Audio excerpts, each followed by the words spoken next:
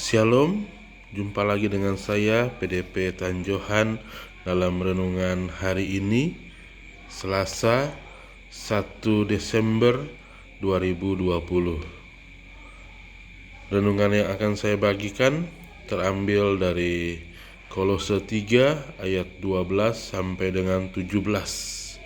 Kolose 3 ayat 12 sampai dengan 17 berkata, "Karena itu sebagai orang-orang pilihan Allah yang dikuduskan dan dikasihinya, kenakanlah belas kasihan, kemurahan, kerendahan hati, kelemah lembutan, dan kesabaran. Sabarlah kamu seorang terhadap yang lain, dan ampunilah seorang akan yang lain. Apabila yang seorang menaruh dendam terhadap yang lain, sama seperti Tuhan telah mengampuni kamu, kamu perbuat jugalah demikian. Dan di atas semuanya itu, kenakanlah kasih sebagai pengikat yang mempersatukan dan menyempurnakan. Hendaklah damai sejahtera Kristus memerintah dalam hatimu, karena untuk itulah kamu telah dipanggil menjadi satu tubuh, dan bersyukurlah. Hendaklah perkataan Kristus diam dengan segala kekayaannya di antara kamu, sehingga kamu dengan segala hikmat mengajar dan menegur seorang akan yang lain, dan sambil menyanyikan mazmur dan puji-pujian dan nyanyian rohani, kamu mengucap syukur kepada Allah di dalam hatimu.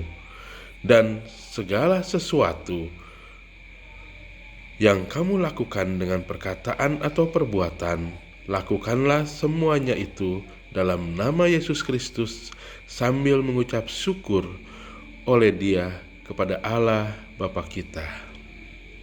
Amin. Demikianlah pemberitaan firman Tuhan yang terambil dari Kolose ayat pasal 3 ayat 12 sampai dengan 17. Judul renungan yang saya bagikan pada hari ini adalah tanpa suara. Natsnya diambil dari ayat yang ke-16.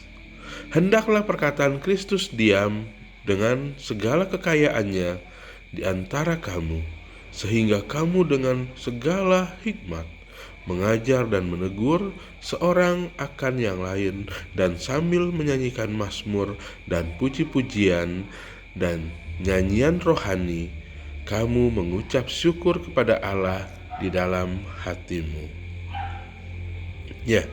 Saudara-saudara yang terkasih, pada sebuah kebaktian minggu pagi, saya tertarik melihat penerjemah untuk orang-orang tuli yang terus memberikan kode isyarat saat piano dimainkan secara instrumental.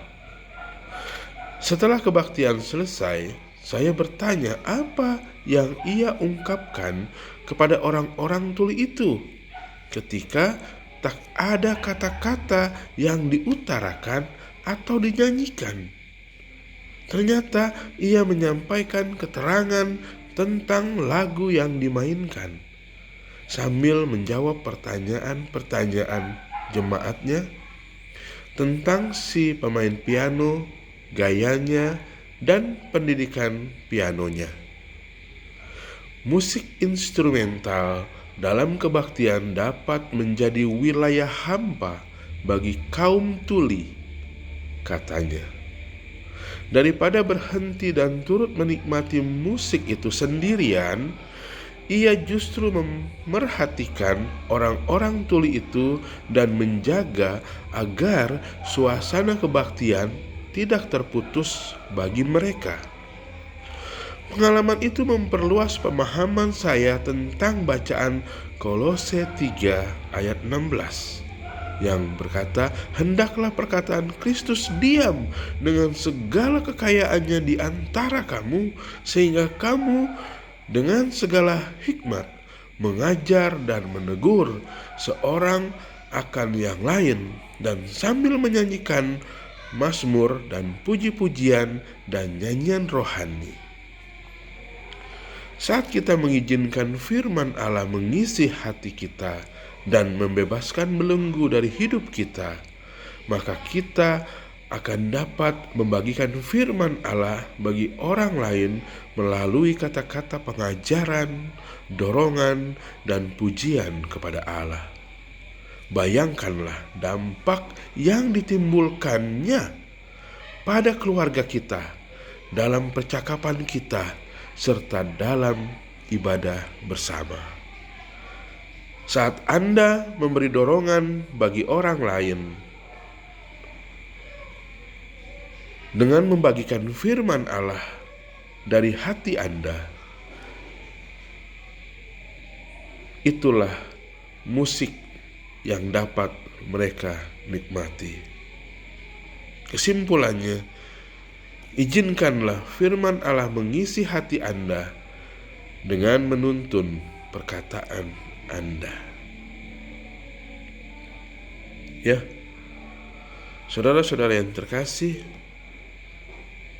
pada saat kita merenungkan firman Tuhan, pada saat kita membaca firman Tuhan, ada kalanya kita tenang dan diam, membuka hati, membuka pikiran dalam suasana tenang, dan rasakan lawatan Tuhan yang luar biasa, di mana Tuhan akan berkarya dan akan melimpahkan apa yang Ia kehendaki dalam hidup kita.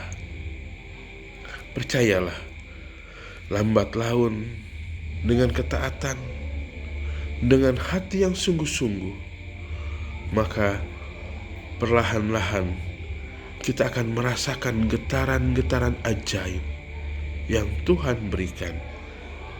Pada saat tenang, pada saat hening, maka ada getaran-getaran yang kita rasakan. Bahkan ada hikmat yang menaungi hidup kita, pikiran kita, hati, perasaan kita, sehingga kita dapat mendengar suara Allah dalam hidup kita. Dan jika kita sudah peka dengan suara Allah, maka lakukanlah itu untuk hormat kemuliaan bagi nama Tuhan. Itulah yang Tuhan kehendaki di dalam hidup kita. Bagaikan orang tuli di dalam renungan yang tadi kita dengarkan, bagaimana ia bingung apa yang dia mau ungkapkan, dan dia berusaha untuk menangkap apa yang ada pada saat itu, apa yang terjadi, baik lagu maupun orang-orang yang ada di sekitarnya. Tetapi saat ia konsentrasi dalam ketenangan dan memperhatikan peraga yang memberitahu apa yang tersirat, apa yang ada di dalam suasana yang terjadi, maka orang yang tuli itu dapat menangkap pesan indah di dalam hatinya, sehingga ia tetap dapat memainkan musik irama yang indah di dalam ibadah, sekalipun dia tidak mendengar.